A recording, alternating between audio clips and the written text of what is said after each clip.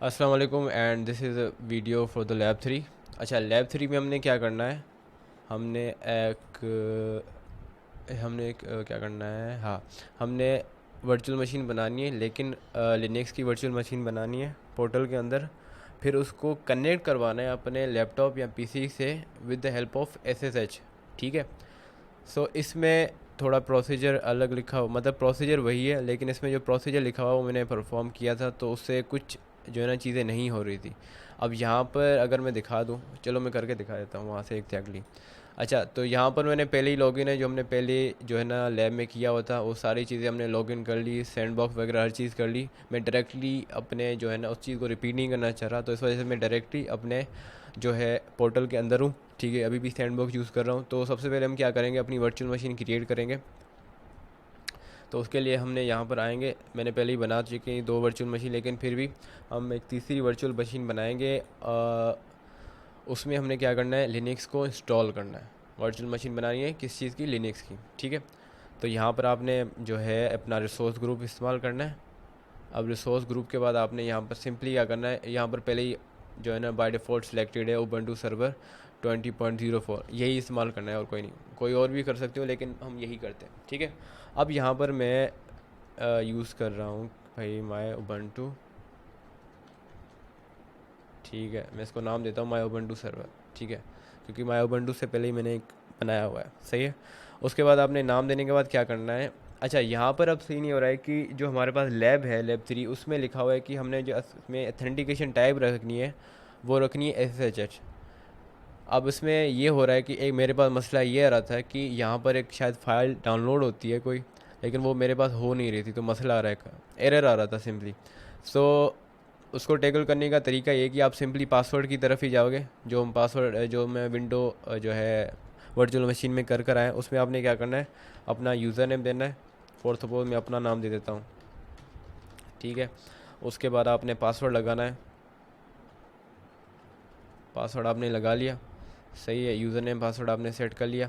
अब इसमें आपने क्या करना है, दो चीज़ें जो है इनबाउंड पोर्ट्स में दो चीज़ें सिलेक्ट करनी है, एक तो SSH और दूसरा आपका HTTP। सही है, ये दो आपने रखना है। उसके बाद आपने सिंपली इसको जो है ना क्रिएट करने के लिए जो है ना क्लिक कर देना है। अब पहले वो रिव्यू करेगा, उसके बाद क्रिएट करेगा। अच्छा, मेरे पास एरर आ रहा है, तो मैंने कहीं पर गलती की है कोई। गलती क्या की है मैंने भाई, स्टैंडर्ड ओपन सर्वर। अच्छा अच्छा, ठीक है। अब ठीक है।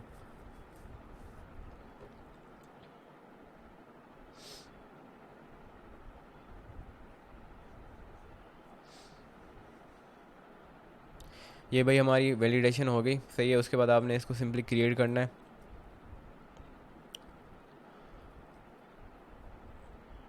अब ये इसको जो है ना डिप्लॉय कर लेगा, इनिशियलाइज़ करेगा, 1-2 मिनट लेगा। उसके बाद आपने सिंपली थोड़ी आके उस, चलो हो जाए पहले।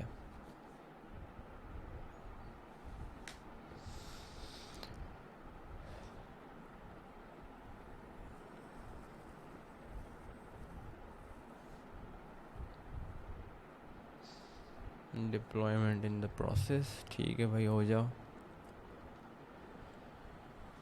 अच्छा, एक और बात कि जो सैंडबॉक्स है, अगर फॉर सपोज वो 1 घंटे में अगर आपने वो काम नहीं किया, कोई भी टास्क परफॉर्म नहीं किया, तो आपने जो भी चीज़ उसमें बनाई होगी ना, वो ख़त्म हो जाएगी। क्योंकि वो सिर्फ 1 घंटे के लिए जो है ना एक टेम्परेरी आपका जो है ना एक्सेस मिलती है।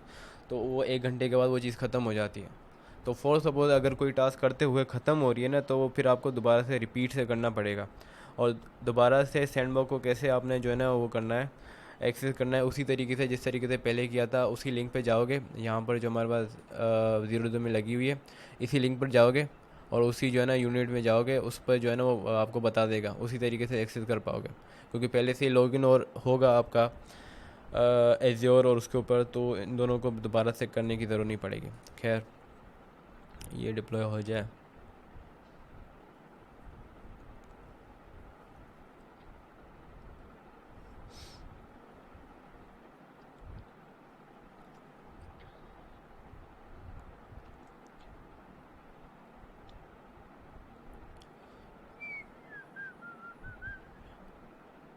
अच्छा, अब ये हमारा हो गया डिप्लॉय। अब हम जाएंगे रिसोर्सेज की तरफ।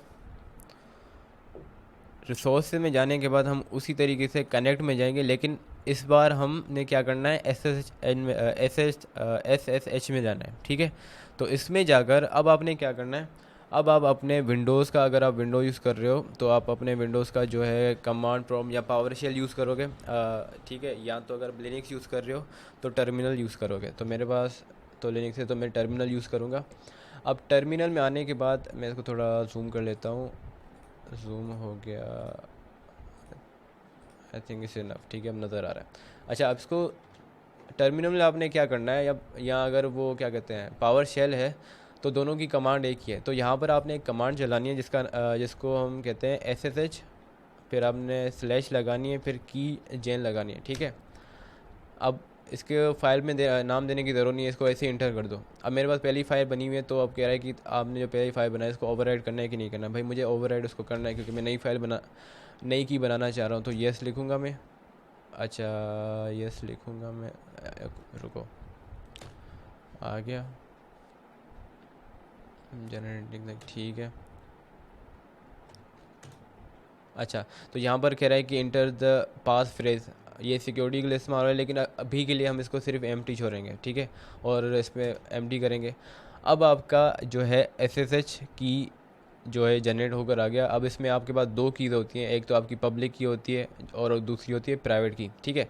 अब यहाँ पर आपने क्या प्रोवाइड करना है, यहाँ पर आपसे पूछ रहा है कि आपकी जो प्राइवेट की है उसका पाथ देना है, ठीक है, कि जो वहाँ पर आपकी सेव है, जिस भी फाइल में जहाँ पर भी वो सेव है उसका आपने पाथ यहाँ पर प्रोवाइड करना है। तो वो पाथ हमें कैसे पता चले कि उसका पाथ क्या है। अब यहाँ पर दो चीज़ें आ रही है, एक तो आ रही है कि your identification has be saved, और उसके बाद आपकी दूसरी आ रही है योर पब्लिक की हैज़ बिन सेव्ड। तो जो आपकी आइडेंटिफिकेशन वाली है ना, ये वाली लाइन, और इसमें जो यहाँ पर पाथ दिया हुआ है, जो जो भी है वो आपका पाथ है आपकी प्राइवेट की का, ठीक है। तो आपने इसको सिंपली यहाँ से कॉपी करना है और यहाँ पर जाओगे, इसको यहाँ पर पेस्ट करोगे और ये खुद ही आपको एक जो है कमांड जनरेट करके यहाँ से दे देगा।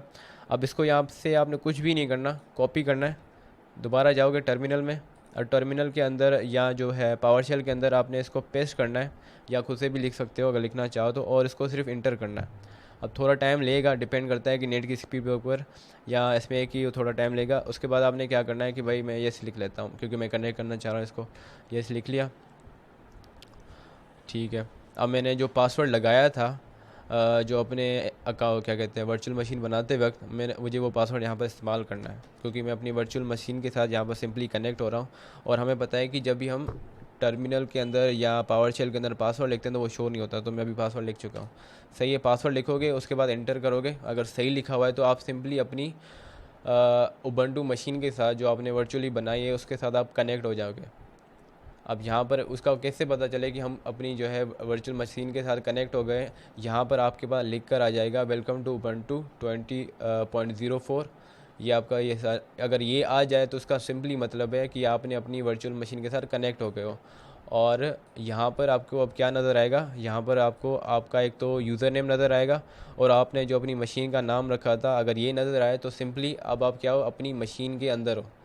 सही है, अपनी वर्चुअल मशीन क्या कहते हैं लिनक्स के अंदर हो। लेकिन यहाँ पर फ़र्क ये आ रहा है कि विंडोज़ में हम डायरेक्टली जो है हमें हमारे पास जो है यूज़र इंटरफेस आ रहा, यूआई आ रहा था उसका, लेकिन यहाँ पर हम कनेक्ट हो रहे हैं अपनी वर्चुअल मशीन के साथ with the help of command line. तो यहाँ पर आप सिंपली क्या कर रहे हो, एक्सेस कर रहे हो अपनी उबंटू को कमांड लाइन के ज़रिए।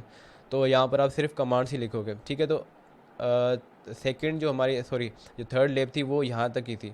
इसमें क्या करना था, हमें एक उबंटू मशीन बनानी थी और उसको जो है कनेक्ट करवाना था अपनी मशीन के अपने लैपटॉप से with the help of SSH, जो हम अभी यहाँ पर करवा चुके हैं, ठीक है। अगर यहाँ पे दिखा दूँ मैं फिर भी, अब यहाँ पर आएंगे, यहाँ पर नीचे नीचे नीचे नीचे। अच्छा, इसमें एक और काम भी करना है। यहाँ पर हमने इसको कनेक्ट कर लिया। अब कनेक्ट करने के बाद यहाँ पर हमने इसको क्या करना है, सर्वर इंस्टॉल करना है। तो ये हमने कमांड ही चलानी है। तो ये हम कमांड यहाँ पर चलाएंगे सिंपली। तो इसको मैं थोड़ा इधर कर लेता हूँ, या इसको मैं छोटा कर देता हूँ। अगर इसको मैं ऐसे कर दूँ, ठीक है। अब मैंने सिंपली ये कमांड रन करनी है, ठीक है। सूडो apt.get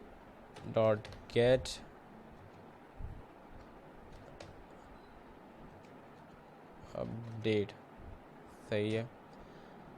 अच्छा, एक बात ध्यान में रखनी है कि ये जो कमांड है sudo apt.get, ये लिनक्स की कमांड है। तो अगर ये आपके सिस्टम के अंदर चल रही है तो सिंपली मतलब है आपकी वर्चुअल मशीन चल रही है। तो ये थोड़ा टाइम लगेगा क्योंकि चीज़ें डाउनलोड कर रही है। सही है, तो ये हमने कर लिया। अब उसके बाद हमने क्या करना है, हमारे पास एक वेब सर्वर है, उसको करना है इंस्टॉल। तो यही लिखेंगे, फिर इंस्टॉल लिखकर नाम लिखेंगे, जो कमांड यहाँ पर लिखी है उसी को कॉपी पेस्ट करना है सिंपली। यहाँ पर इंस्टॉल होगा हमारे पास निजिन एक्स वॉटेवर जो भी है यहाँ पर,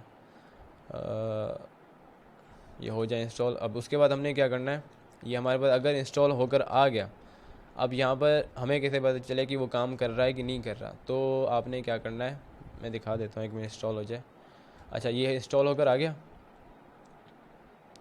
अब यहाँ पर हम क्या कर रहे हैं कि हम किसी भी ब्राउज़र में जाएंगे और जो हमारे वर्चुअल मशीन की जो आईपी एड्रेस है ना, उसको कॉपी करके अगर मैं इस पर यहाँ पर चलाऊँगा ना, अगर ये चल गया, अगर यही चीज़ आ रही है कि वेलकम टू द जो भी लिखा हुआ है, पता नहीं कैसे प्रोनाउंस करेंगे, खैर जो भी है, अगर यही आपके पास आ रहा है तो सिंपली आपका क्या हो गया, आपका जो वेब सर्वर है वो इंस्टॉल होकर आ गया। ठीक है, तो यहाँ पर हमें कैसा पता चले कि हमारी जो आईपी एड्रेस है वो ये है।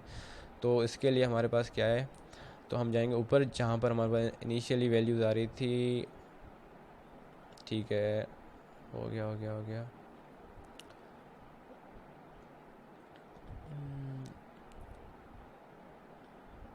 सही है, ये वाली है शायद, फिर भी कंफर्म कर लेता हूँ, लेकिन यही आपकी जो है आईपी एड्रेस है, इसी के साथ कनेक्ट करना है। कॉपी कर ली यहाँ से और इसको मैं यहाँ से पेस्ट करूँगा। देखो ये यहाँ से चल गया। अब तो इसका सिंपली मतलब यह है कि हमारी जो वर्चुअल मशीन है वो हमने तो इंस्टॉल कर ली, और उसमें जो हमने क्या कहते हैं सर्वर इंस्टॉल किया था वो यहाँ पर चल रहा है। ठीक है, तो ये आपकी होगी लैब 3। अब हम करेंगे लैब 4।